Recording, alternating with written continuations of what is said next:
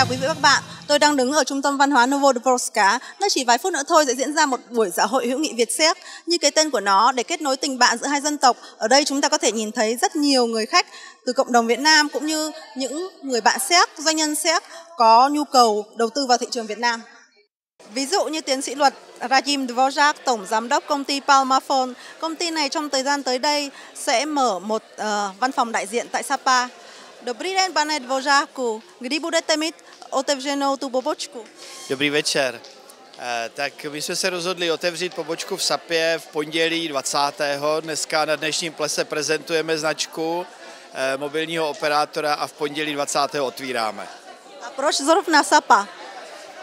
No tak hlavně z toho důvodu, protože mobilní operátor Palmafon je zaměřen na retail, na retailové zákazníky a ve štítě má napsáno, že má levné volání do zahraničí.